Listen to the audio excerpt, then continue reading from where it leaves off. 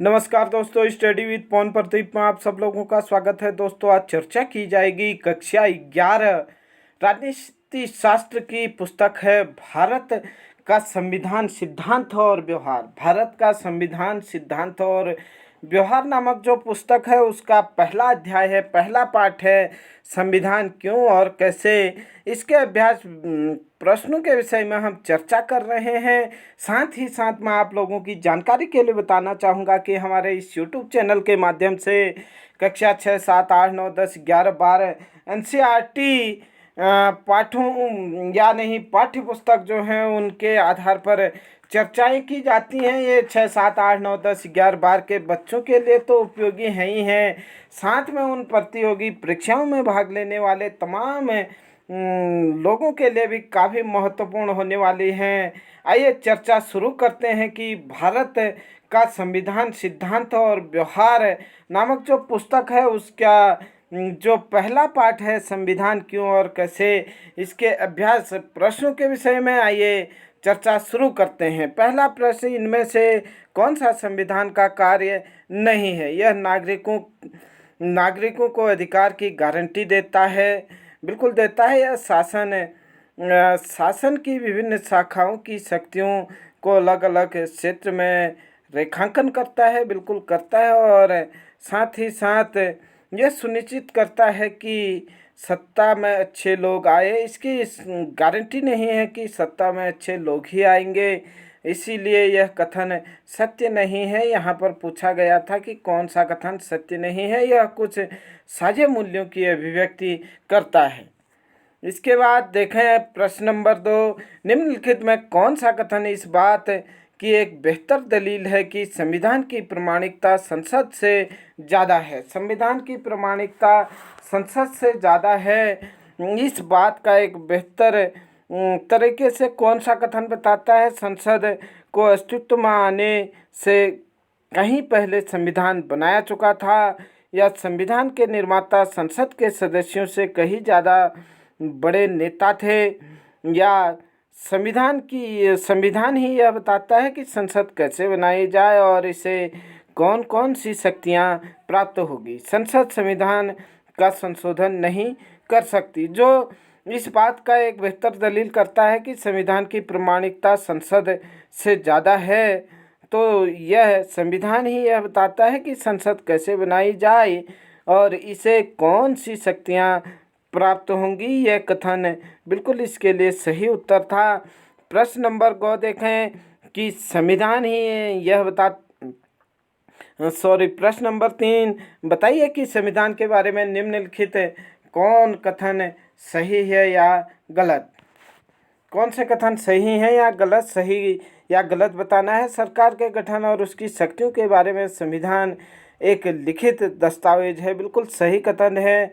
इसके बाद ख वाला देखें कि संविधान सिर्फ लोकतांत्रिक देशों में होता है, उसकी ज़रूरत ऐसे देशों में होती है। संविधान जो 3 प्रकार के शासन होते हैं, लोकतंत्रात्मक शासन, राजतंत्रात्मक शासन और कुलीन तंत्रात्मक शासन, सिर्फ लोकतंत्रात्मक देशों में ही संविधान नहीं होता है, नियम कानून नहीं होते हैं, बल्कि जो राजतंत्रात्मक शासन होता है या जहाँ पर कुलीन तंत्रात्मक शासन होता है वहाँ पर भी संविधान की ज़रूरत होती है। इसलिए हम इस कथन को कह सकते हैं कि यह कथन गलत है। आइए आगे देखें प्रश्न घ कि संविधान एक नागरिक को नई पहचान देता है। बिल्कुल सही है, संविधान एक नागरिक को नई पहचान देता है। उसके बाद प्रश्न नंबर 4, बताइए कि भारतीय संविधान के निर्माण के बारे में निम्नलिखित अनुमान सही या नहीं? अपने उत्तर का कारण बताइए। इसमें क प्रश्न पूछा गया है, संविधान सभा में भारतीय जनता की नुमाइंदगी नहीं हुई, इसका निर्वाचन सभी नागरिकों के द्वारा नहीं हुआ था। क्योंकि जिस चुनाव के आधार पर संविधान सभा का गठन किया गया था वह सीमित मताधिकार पर था, न कि वयस्क मताधिकार पर। हालांकि इस संविधान सभा को मनोनयन की प्रक्रिया के द्वारा अधिक से अधिक प्रतिनिधियात्मक बनाने का प्रयास किया गया था। उसके बाद प्रश्न ख है, यहाँ पर जो पूछा गया है कि संविधान बनाने की प्रक्रिया में कोई बड़ा फैसला नहीं लिया गया, क्योंकि उस समय नेताओं के बीच संविधान की बुनियादी रूपरेखा के बारे में आम सहमति थी। संविधान बनाने की प्रक्रिया में कोई बड़ा फैसला नहीं लिया गया, क्योंकि उस समय नेताओं के बीच संविधान की बुनियादी रूपरेखा के बारे में आम सहमति थी। संविधान सभा में अनेक बड़े फैसले लिए गए। ऐसा नहीं है कि संविधान बनाने में कोई फैसला नहीं लिया गया, बल्कि इसे बनाने के लिए अनेक बड़े फैसले लिए गए। वह संविधान सभा के सदस्यों में बुनियादी रूपरेखा के संबंध में आम सहमति भी नहीं थी, क्योंकि विभिन्न लोग संविधान सभा में निर्वाचित होकर के आए थे। उनके अलग अलग मत थे। विचार विमर्श व वाद विवाद के आधार पर उत्पन्न आम सहमति के आधार पर ही अनेक ऐसे महत्वपूर्ण विषयों पर निर्णय किए गए जिन पर सदस्यों में मतभेद था। मतलब कुल मिलाकर के सभी लोगों को एक साथ ला करके आपसी जो मतभेद थे उसे दूर करके संविधान निर्माण किया गया और सभी लोगों का ध्यान उस पर रखा गया। अगला प्रश्न है, संविधान में कोई मौलिकता नहीं है क्योंकि इसका अधिकांश हिस्सा दूसरे देशों से लिया गया है। ऐसा बिल्कुल भी नहीं है कि संविधान में कोई मौलिकता नहीं है, बल्कि संविधान का अधिकांश भाग विभिन्न देशों से लिया गया है। लेकिन यह कहना गलत होगा कि संविधान में मौलिकता नहीं है, क्योंकि भारतीय संविधान में अनेक देशी स्रोत हैं, जैसे भारत सरकार अधिनियम 1935 व नेहरू के रिपोर्ट 1928 एवं अन्य विकासवादी स्रोत इसमें हैं। अगला प्रश्न यहाँ पर था कि संविधान का निर्माण विश्वसनीय नेताओं द्वारा हुआ, इसके लिए जनता के मन में आदर था। जिन्होंने मतलब संविधान का निर्माण किया, उन लोगों के प्रति जनता के मन में आदर था। इसके बारे में आप लोगों ने लिखना है। इस बारे में दो महत्वपूर्ण व्यक्तियों के नाम उदाहरण दिए जा सकते हैं, जैसे डॉक्टर राजेंद्र प्रसाद है, डॉक्टर BR अम्बेडकर है। इनके द्वारा संविधान बनाने में महत्वपूर्ण भूमिका निभाई गई थी और ये लोगों ने क्या किया था, लोगों का इनके प्रति आदर था, सम्मान था और इन्होंने जो संविधान निर्माण किया उस संविधान निर्माण प्रक्रिया में अपना योगदान दिया, जिससे कि एक महत्वपूर्ण दस्तावेज या नहीं संविधान के रूप में कार्य करता है अभी। अगला प्रश्न है कि संविधान ने शक्तियों का बंटवारा इस तरह किया कि उसमें उलटफेर मुश्किल है। उलटफेर करना थोड़ा क्या है, मुश्किल है। संविधान में शक्तियों का बंटवारा इस तरह किया गया है कि इसमें उलटफेर मुश्किल है। यह निम्न प्रकार है, जैसे समवर्ती सूची में 47 विषय रखे गए थे उस समय। केंद्रीय सूची है, केंद्रीय सूची में 97 विषय रखे गए थे और प्रांतीय सूची में 66 विषय उस समय रखे गए थे। जबकि अभी देखें हम केंद्रीय सूची में लगभग 100 विषय हो चुके हैं, जबकि समवर्ती सूची में लगभग 51 विषय हो चुके हैं और जहाँ तक प्रांतीय सूची में है इसमें 60 विषय हैं। एक बार आप इसको ज़रूर चेक कर लें कि 51, 100 और 60 का आंकड़ा बिल्कुल एकदम करेक्ट है या नहीं। मैं भी निश्चित तौर पर आप लोगों को कमेंट कर पिन कर दूंगा कि इसमें कौन कौन से विषयों में क्या बदलाव हुआ है। जो ये सूचियां दी हैं ये जिस समय हमारा संविधान लागू हुआ था उस समय के बारे में है। आइए देखें अगला प्रश्न, संविधान जनता की आशा और आकांक्षाओं का केंद्र है। इस प्रश्न का उत्तर लिखना है आपको। संविधान जनता की आशा और आकांक्षाओं का केंद्र है, क्योंकि इसके प्रमुख कारण यह है कि यहाँ पर राज्य के नीति निर्देशक सिद्धांत दिए गए हैं संविधान में और लोगों को मौलिक अधिकार भी दिए गए हैं संविधान के तहत। प्रश्न नंबर 6, किसी देश के लिए संविधान में शक्तियों और जिम्मेदारियों का साफ साफ निर्धारण क्यों जरूरी है? इस तरह का संविधान निर्माण न हो तो क्या होगा? किसी देश के लिए संविधान में शक्तियों और जिम्मेदारियों का साफ साफ निर्धारण इसलिए जरूरी है क्योंकि संविधान के द्वारा सरकार के सभी अंगों और प्रशासन की सभी संस्थाओं में शक्तियों और जिम्मेदारियों का स्पष्ट रूप से अलग अलग निर्धारण किया जा सकता है। तभी सभी चुने हुए प्रतिनिधि अपने अपने क्षेत्र में रहकर कार्य करें तथा अपने जिम्मेदारियों का पालन करें। तथा इस तरह का निर्धारण न हो तो राज्य में अनिश्चितता बढ़ जाएगी व किसी को भी जिम्मेदार नहीं ठहराया जाएगा कि इस क्षेत्र में विकास का कार्य कौन करेगा। इसके लिए एक निश्चित तौर तरीके अपनाए गए हैं संविधान में कि हर जगह पर किसी न किसी एक जिम्मेदार व्यक्ति की जिम्मेदारी होगी कि वह क्षेत्र में किस प्रकार के कार्य करेगा। अगला प्रश्न है प्रश्न नंबर 7, शासकों की सीमा का निर्धारण करना संविधान के लिए क्यों जरूरी है, या क्या कोई ऐसा भी संविधान हो सकता है कि जो नागरिकों को कोई अधिकार न दे। शासकों की सीमा का निर्धारण करना संविधान के लिए इसलिए जरूरी है ताकि लोगों की स्वतंत्रता खतरे में न पड़ जाए और वे अपना विकास कर सके। साथ ही साथ शासकों की शक्तियों पर अंकुश लगाने के लिए संविधान का निर्माण किया गया ताकि लोगों पर मनमानी तरीके से शासन न कर सके। साथ ही साथ सरकार की शक्तियां निश्चित करने के लिए भी संविधान का निर्माण किया गया था और साथ ही साथ संविधान का होना इसलिए ज़रूरी था। आज के दौर में कोई भी ऐसा संविधान नहीं होगा जिसने अपने नागरिकों को अधिकार न दिए हों। किसी न किसी रूप में अगर किसी भी देश का संविधान है तो वह अपने नागरिकों को अधिकार देता है। प्रश्न नंबर 8, जब जापान का संविधान बना तब दूसरे विश्व युद्ध में पराजित होने के बाद जापान अमेरिकी सेना के कब्जे में था। जापान के संविधान में कोई ऐसा प्रावधान न होना संभव था जो कि अमेरिका सेना को प्रसन्न था न हो। क्या आपको लगता है कि संविधान को इस तरह बनाने में कई कठिनाई हैं? भारत में संविधान बनाने का अनुभव किस तरह इससे अलग है?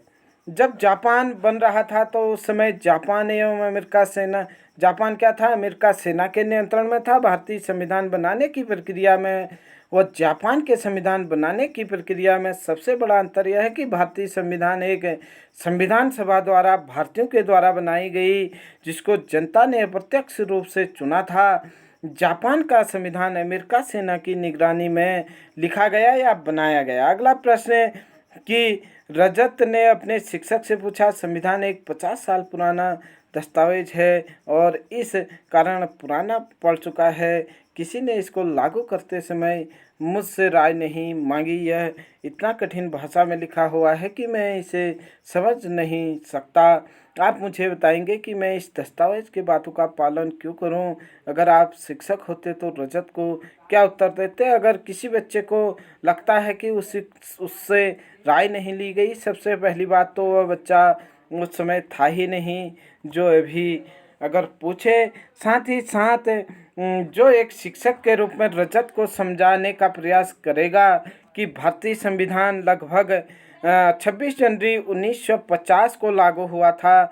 26 जनवरी 1950 को लागू हो गया था और तब से लगभग 73 साल हो चुके हैं, 73-74 साल हो चुके हैं। 65 के बदले आप 73 या 73 साल लिख सकते हैं और इसकी मूल बातें आज भी प्रयोग में लाई जाती हैं। इसके अलावा हम परिस्थितियों की आवश्यकता के अनुसार इसमें संशोधन कर सकते हैं। संविधान की भाषा कठिन अवश्य है, परंतु इतनी भी कठिन नहीं है कि इसका मूल भाव व उद्देश्य आदमी तक न पहुंचाया जा सके। निश्चित तौर पर भारतीय संविधान लंबा जरूर है, लेकिन लोगों के पहुंच तक यह है। इसको कई भाषाओं में अब अनुवाद किया जा चुका है। अगला प्रश्न, संविधान के क्रियाकलाप से जुड़े अनुभवों को लेकर एक चर्चा में 3 वक्ताओं को 3 अलग अलग पक्ष दिए गए। हरवंश भारतीय संविधान एक लोकतांत्रिक ढांचा प्रदान करने में सफल रहा है। इसके विषय में लिखना है। हम हरवंश से बातों से सहमत हैं क्योंकि हरवंश ने कहा कि भारतीय संविधान एक लोकतंत्रात्मक ढांचा प्रदान करने में सफल रहा है। इसके विषय में हम उत्तर लिखेंगे कि हम हरवंश की बातों से सहमत हैं क्योंकि संविधान ने चुनावी लोकतंत्र के माध्यम से किसी पक्ष के शासन से भारत में लोकतांत्रिक ढांचा बनाने में सफलता प्राप्त की है, क्योंकि निश्चित तौर पर कोई भी अगर शासक वर्ग होगा तो वह जनता के द्वारा चुना जाता है और जनता के मुताबिक ही जो भी भारत में शासन करता है वह जनता के द्वारा चुने गए प्रतिनिधियों के द्वारा ही शासन करते हैं। अगला प्रश्न, नेहा, संविधान में स्वतंत्रता, समानता और भाईचारा सुनिश्चित करने का विधिवत वादा है, चूंकि ऐसा नहीं हुआ इसलिए संविधान असफल है। हम नेहा की बातों से सहमत हैं, क्योंकि संविधान में समानता, स्वतंत्रता व भाईचारा बढ़ाने का वायदा भी किया गया है, इसे काफ़ी हद तक प्राप्त किया गया है। नाजिमा कहती है संविधान असफल नहीं हुआ, हमने उसे असफल बनाया। क्या आप इसमें से किसी एक पक्ष से सहमत हैं? यदि हाँ तो क्यों, यदि नहीं तो आप अपना पक्ष बताइए। आप लोगों ने ये 3 लोगों की बातें देखी। सबसे पहले आप लोगों ने हरबंश की बातें देखी, उसके बाद आप लोगों ने नेहा की बातें देखी और अब नजीमा की बात आप देख रहे हैं कि संविधान सफल हुआ या नहीं हुआ। हम नेहा के बातों से सहमत हैं, क्योंकि संविधान कहीं पर असफल हुआ है तो कहीं वह हमारे कारण असफल हुआ है। निश्चित तौर पर जो नजीमा ने कहा है कि संविधान जहाँ पर भी असफल हुआ है वह हमारे कारण असफल हुआ है। संविधान के बनाने वालों ने ऐसी संस्थाएं व व्यवस्थाएं दी हैं जिससे हमारे समाज में सभी समस्याओं का हल है। आगे चर्चा करते हैं। आइए देखें अगला प्रश्न कि कुछ प्रश्न यहाँ पर आगे और हैं। आप देख सकते हैं कि पहला प्रश्न यहाँ पर है, भारतीय संविधान में किन देशों के प्रावधान को शामिल किया गया है, उनका वर्णन कीजिए। भारतीय संविधान में निम्न देशों से प्रावधान लिए गए हैं। नंबर 1, ब्रिटेन के संविधान से सर्वाधिक मत के आधार पर चुनाव में जीत का फैसला, साथ ही साथ सरकार का संसदीय स्वरूप, कानून के शासन का विचार, विधायिका में अध्यक्ष पद और उसकी भूमिका, कानून निर्माण की विधि, यह संविधान में जो लिया गया है ब्रिटेन के संविधान से लिया गया है। और जो अमेरिका के संविधान से लिया गया है, मौलिक अधिकारों की सूची है, न्यायिक पुनरावलोकन है और न्यायपालिका की स्वतंत्रता अमेरिका के संविधान से लिए गए, जबकि आयरलैंड के संविधान से राज्य के नीति निर्देशक तत्व लिया गया है। फ्रांस के संविधान से स्वतंत्रता, समानता और बंधुत्व का सिद्धांत लिया गया है, जबकि कनाडा के संविधान से एक अर्ध संघात्मक सरकार का स्वरूप लिया गया है, जबकि अवशिष्ट शक्तियों का सिद्धांत भी यहाँ से लिया गया है। इस प्रकार से विभिन्न देशों से भारतीय संविधान को बनाने में कुछ न कुछ लिया गया है या नहीं। विभिन्न संविधानों का अध्ययन करके ही हमारे संविधान निर्माताओं ने भारतीय संविधान को बनाया था और वहाँ से जो विशेष गुण थे, उन संविधानों के जो अच्छे कार्य थे, उनको लिया यहाँ पर। आइए आगे चर्चा बढ़ाते हुए देखें अगला प्रश्न कि भारतीय संविधान के कार्यों का वर्णन कीजिए। भारतीय संविधान के निम्न कार्य हैं। संविधान का पहला काम यह है कि वह बुनियादी नियमों का एक ऐसा समूह उपलब्ध कराए जिससे कि समाज के सदस्यों में एक न्यूनतम समन्वय और विश्वास बना रहे। नंबर 2, संविधान का दूसरा काम यह स्पष्ट करना है कि समाज में निर्णय लेने की शक्ति किसी के पास न होगी, बल्कि संविधान यह भी तय करता है कि सरकार कैसे निर्मित होगी। अगला बिंदु है कि संविधान का तीसरा काम यह है कि वह सरकार द्वारा अपने नागरिकों पर लागू किए जाने वाले कानूनों की कोई सीमा तय करे। ये सीमाएं इस रूप में मौलिक होती हैं कि सरकार कभी उनका उल्लंघन नहीं कर सकती है। नंबर 4, संविधान का चौथा काम यह है कि वह सरकार को ऐसी क्षमता प्रदान करे जिससे कि जनता की आकांक्षाएं पूरा हो सके और एक न्यायपूर्ण समाज की स्थापना के लिए उचित परिस्थितियों का निर्माण कर सके। प्रश्न नंबर 3 इसमें पूछा गया था, हमें संविधान की आवश्यकता क्यों है? हमें संविधान की आवश्यकता इसलिए है, नंबर 1, निर्णय लेने के लिए शक्ति की विशेषताओं के लिए। नंबर 2, सरकार की शक्तियों पर कुछ सीमाएं लगाने के लिए। नंबर 3, समाज की आकांक्षाओं और लक्ष्यों को पूरा करने के लिए। नंबर 4, राष्ट्र की बुनियादी पहचान के लिए। अगला प्रश्न है प्रश्न नंबर 4, भारतीय संविधान का निर्माण कैसे हुआ। भारतीय संविधान की पहली बैठक 9 दिसंबर 1946 को हुई और 14 अगस्त 1947 को विभाजित भारत के संविधान सभा के रूप में इसकी पुनः बैठक हुई। 1935 में स्थापित प्रांतीय विधानसभाओं के सदस्यों द्वारा प्रत्यक्ष विधि से संविधान सभा के सदस्यों का चुनाव हुआ। जो पहली बैठक हुई थी वह 9 दिसंबर 1946 को सच्चिदानंद स्वामी जी के अध्यक्षता में हुई थी। उसके बाद ये संविधान के अस्थायी अध्यक्ष थे, जबकि संविधान सभा के अध्यक्ष की बात करें तो डॉक्टर राजेंद्र प्रसाद थे, जिन्हें 11 दिसंबर 1946 को भारतीय संविधान सभा का अध्यक्ष या नहीं, जो भारतीय संविधान सभा की बैठक हुई उनकी अध्यक्षता में हुई, डॉक्टर राजेंद्र प्रसाद के अध्यक्षता में हुई। संविधान सभा की रचना लगभग उसी योजना के अनुसार हुई जिसे ब्रिटिश मंत्रिमंडल की एक समिति कैबिनेट मिशन ने प्रस्तावित किया था तथा संविधान को बनाने में लगभग 2 वर्ष 11 माह और 18 दिन का समय लगा और 26 नवंबर 1949 को यह पूरा हो गया और इसे 26 जनवरी 1950 को लागू किया गया। प्रश्न पूछा जाता है कि भारतीय संविधान को कब अंगीकृत किया गया। भारतीय संविधान को 26 नवंबर 1949 को अंगीकृत किया गया। कभी प्रश्न पूछा जाता है भारतीय संविधान कब लागू हुआ। भारतीय संविधान 26 जनवरी 1950 को लागू हुआ। ये 2 डेटा आप निश्चित तौर पर याद रखें। अगला प्रश्न है कि संविधान की सर्वोच्चता से आप क्या समझते हैं। संविधान की सर्वोच्चता से अभिप्राय यह है कि कोई संस्था या सरकार का कोई भी अंग, जैसे विधानपालिका है, कार्यपालिका है या न्यायपालिका है, संविधान से ऊपर नहीं है, संविधान से ऊपर नहीं है, बल्कि वह संविधान के दायरे में ही रह करके कार्य करते हैं। ये सभी अपनी शक्तियों व क्षेत्राधिकार के लिए संविधान पर ही निर्भर हैं। आइए प्रश्न नंबर 6 देखें।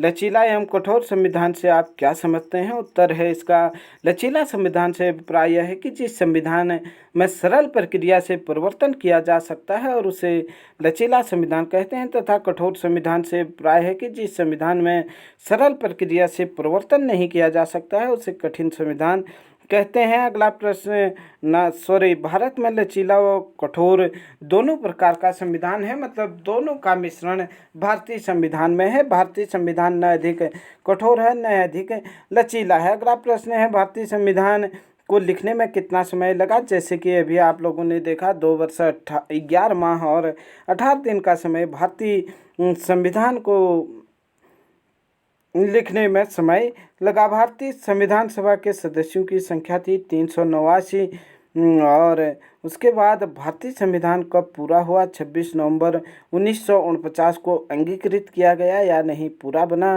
भारतीय संविधान कब लागू हुआ। 26 जनवरी 1950 को भारतीय संविधान लागू हुआ। संविधान सभा की रचना लगभग उसी योजना के अनुसार हुई जिसे ब्रिटिश मंत्रिमंडल की एक समिति कैबिनेट ने प्रस्तावित किया। इस योजना के मुख्य प्रस्तावों को बताइए। इस योजना के मुख्य प्रस्ताव निम्न थे।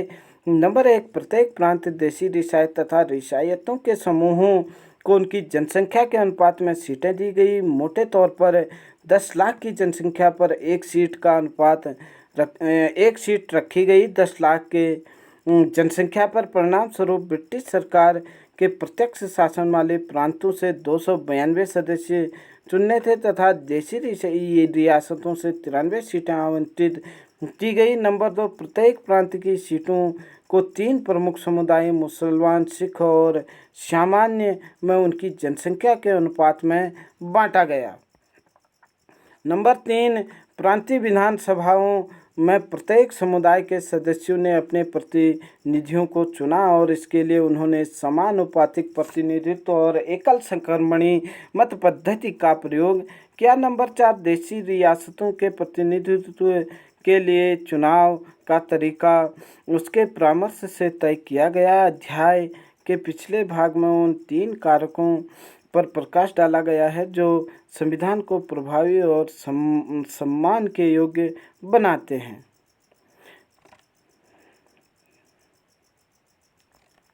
ये पॉइंट हमने देखे। इसके बाद प्रश्न नंबर 12 पर हम चर्चा करेंगे। भारतीय संविधान का स्वरूप किस प्रकार है? भारतीय संविधान का स्वरूप निम्न है।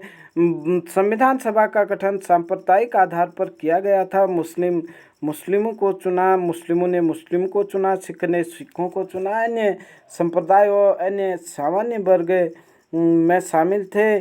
संविधान सभा के लिए प्रत्यक्ष चुनाव प्रणाली को अपनाया गया। संविधान सभा में कांग्रेस की प्रमुखता थी तथा विरोधी दल के सदस्यों की संख्या क्या थी? नाममात्र थी। 9 दिसंबर 1946 को संविधान सभा का अधिवेशन आरंभ हुआ। डॉक्टर सच्चिदानंद सिन्हा को अस्थायी अध्यक्ष चुना गया। डॉक्टर राजेंद्र प्रसाद को 11 दिसंबर 1946 को संविधान सभा का अध्यक्ष चुना गया तथा प्रारूप समिति के अध्यक्ष डॉक्टर भीमराव अम्बेडकर जी को निर्वाचित किया गया। उसके बाद 13 दिसंबर 1946 को पंडित जवाहरलाल नेहरू जी ने संविधान का उद्देश्य प्रस्ताव प्रस्तुत किया। इस उद्देश्य प्रस्ताव को संविधान सभा ने 22 जनवरी 1947 को स्वीकार कर लिया।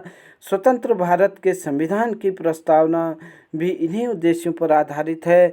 22 जुलाई 1947 को संविधान सभा द्वारा राष्ट्रीय ध्वज अपनाया गया। यहाँ से अनेक प्रश्न पूछे जा सकते हैं कि भारतीय संविधान सभा के अध्यक्ष कौन थे? भारतीय संविधान सभा के अध्यक्ष डॉक्टर राजेंद्र प्रसाद थे। भारतीय संविधान सभा के प्रारूप समिति के अध्यक्ष कौन थे? भारतीय संविधान सभा के प्रारूप समिति के अध्यक्ष डॉक्टर भीमराव अंबेडकर जी थे। और भारतीय संविधान सभा के प्रस्ताव को किसने प्रस्तुत किया? प्रस्तावना को किसने प्रस्तुत किया और कब प्रस्तुत किया? पंडित जवाहरलाल नेहरू ने 13 दिसंबर 1946 को भारतीय संविधान के उद्देश्य प्रस्ताव या प्रस्तावना को प्रस्तुत किया। ऐसे ही प्रश्न पूछा जा सकता है कि राष्ट्रीय ध्वज कब अपनाया गया? भारतीय संविधान द्वारा 22 जुलाई 1947 को संविधान सभा द्वारा राष्ट्रीय ध्वज अपनाया गया। इसके विषय में आप हमारे प्ले लिस्ट में आकर देख सकते हैं कि जो भारत के राष्ट्रीय प्रतीक चिन्ह है उसमें विस्तार से बताया गया है। सभी प्रतीक चिन्हों के बारे में वहाँ पर बताया गया है। आप हमारे उस वीडियो को देखकर आप इन सारी चीज़ों को और अधिक अच्छे से समझ सकते हैं। इस संविधान में जो मूल संविधान था उसमें 395 अनुच्छेद, 22 भाग तथा 8 अनुसूचियाँ थी। 26 नवंबर 1949 को यह संविधान स्वीकार किया गया। इसको बनाने में 2 वर्ष 11 माह 18 दिन लगे। विभिन्न मुद्दों के लिए उनकी 8 कमेटियां बनी थी। संविधान सभा ने भारत के लिए संसदीय शासन व्यवस्था और संघात्मक व्यवस्था को स्वीकार किया। 26 जनवरी 1950 को संविधान लागू हुआ। प्रश्न नंबर 13, भारतीय संविधान के स्रोतों का वर्णन कीजिए। 1935 का भारत सरकार अधिनियम था जो भारतीय संविधान के स्रोत हैं। अन्य देशों की संवैधानिक प्रणाली भी थी। इसमें 1928 की नेहरू रिपोर्ट जिसमें संघ सरकार की स्थापना की जाए एवं केंद्र शक्तिशाली हो इत्यादि ये शामिल किया गया। ब्रिटिश सरकार से सरकार का संसदीय रूप, सर्वाधिक मत के आधार पर चुनाव में जीत का निर्णय, कानून के शासन का विचार, विधायिका में अध्यक्ष का पद और उसकी भूमिका, कानून निर्माण की विधि, यह इंग्लैंड के संविधान से लिया गया है। मौलिक अधिकार और न्यायिक पुनरावलोकन, न्यायपालिका की स्वतंत्रता, अमेरिका के संविधान से, राज्य के नीति निर्देशक तत्व, आयरलैंड के संविधान से, स्वतंत्रता, समानता और बंधुत्व फ्रांस के संविधान से, और एक संघात्मक शासन का स्वरूप कनाडा के संविधान से लिया गया था। उसके साथ साथ अवशिष्ट शक्तियों का सिद्धांत भी है। इसके बाद हम इस पाठ में आए मुख्य बिंदुओं पर चर्चा करेंगे। आइए देखें कौन कौन से मुख्य बिंदुओं पर हमने चर्चा की। संविधान जिसके माध्यम से किसी देश को सुचारू रूप से चलाया जाता है, ऐसे लिखित पुस्तक जो शासन चलाने में सहायक हो उसे संविधान कहते हैं। संविधान किसे कहते हैं? जो किसी एक देश को सुचारू रूप से चलाने के लिए लिखित पुस्तक होती है या लिखित दस्तावेज होता है जिससे कि देश में सारे नियम कानून चलता है या नहीं, एक तरीके से कहें तो हम पूरा देश चलता है, वही संविधान होता है। संविधान सरकार समूह, न्यायालय व अन्य संगठनों के बीच सामंजस्य, विश्वास एवं तालमेल बिठाता है। सैद्धांतिक रूप से निर्णय का माध्यम संविधान से लिया जाता है, संवैधानिक रूप से लिया जाता है। शक्तियों पर प्रतिबंध, आकांक्षाओं तथा लक्ष्यों को पूरा करना इसका उद्देश्य होता है और ये अराजकता को रोकता है। संविधान राष्ट्र एवं शासन प्रणाली का आईना है, जैसे प्रस्तावना संविधान का दर्पण है। संविधान सभा का गठन कैबिनेट मिशन योजना के अनुसार सभा में 389 सदस्य थे, 292 सदस्य ब्रिटिश सरकार के और प्रत्यक्ष शासन वाले प्रांतों से 4 सदस्य चीफ कमिश्नर के प्रांत से और 93 रियासतों से थे। टोटल मिलाकर के 389 थे, जिसमें से 292 ब्रिटिश सरकार के प्रत्यक्ष शासन वाले क्षेत्रों से, 4 सदस्य चीफ कमिश्नरी प्रांतों से, 93 रियासतों से थे। साथ ही साथ ब्रिटिश प्रांत के प्रत्येक प्रांत को उसकी जनसंख्या के अनुपात में संविधान सभा में स्थान दिया गया था। 10 लाख लोगों पर एक सीट निर्धारित की गई थी। प्रत्येक प्रांत की सीटों में 3 मुख्य समुदाय, मुसलमान, सिख एवं सामान्य में उसकी जनसंख्या के अनुपात में बांटा गया था। देशी रियासतों प्रतिनिधियों के चुनाव का तरीका उसके परामर्श तय किए गए थे और जुलाई 1946 को संविधान सभा के चुनाव कराए गए, जिसमें मुसलमानों को 73 स्थान, कांग्रेस को 199, निर्दलीय को 11, सिखों को 21 प्रतिनिधि मिले थे या इनके चुने गए थे। 3 जून 1947 को माउंटबेटन योजना के अनुसार भारत का विभाजन के बाद पाकिस्तान के प्रतिनिधि संविधान सभा के सदस्य नहीं रहे। संविधान सभा के वास्तविक सदस्यों की संख्या 299 रह गई। जब भारत विभाजित हुआ तो उसके संविधान सदस्यों की संख्या कितनी रह गई?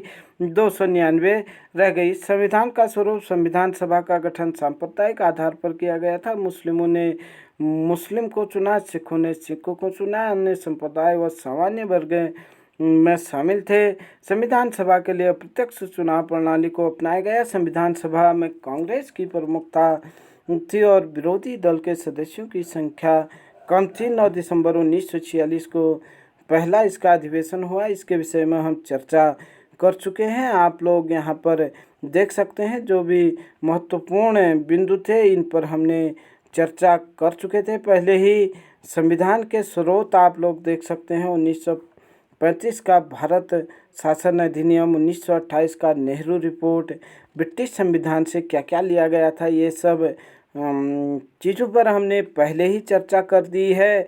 आशा करता हूँ कि आप लोगों को कक्षा 11 का जो पहला पाठ था उसके प्रश्न या नहीं, जो किताब का नाम था भारत का संविधान, सिद्धांत और व्यवहार, उसका जो पहला पाठ यहाँ पर दिया गया था कि संविधान क्यों और कैसे, इसके अभ्यास प्रश्नों पर हमने चर्चा की। अगर आपको यह चर्चा अच्छी लगी तो ज़रूर यहाँ तक आप पहुँच गए हैं तो हमारे चैनल को लाल बटन दबाकर, जो सब्सक्राइब लिखा गया है उसको दबाकर हमारे चैनल के साथ जुड़ सकते हैं।